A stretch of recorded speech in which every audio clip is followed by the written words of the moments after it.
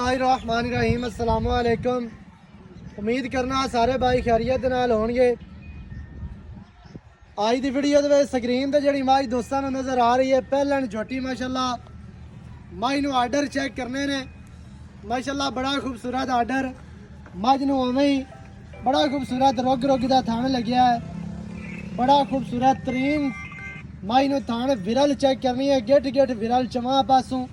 बाकी माई नूं बड़े वड्डे आर्डर पहलन होके इन्ना आर्डर लई फिरदी है।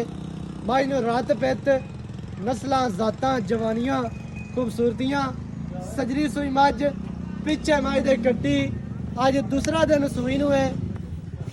बोला मझ किलो 13 तो 14 लीटर हाजिर ठंडा बोला 13 तो 14 लीटर है। पहलन छोटी हो गई माशाअल्लाह बड़ी खूबसूरत आउट क्लास फुल वीडियो दोस्तों पाक पतन पंजाब टीवी ते मिल जानी, उत्थे जाके वीडियो करना।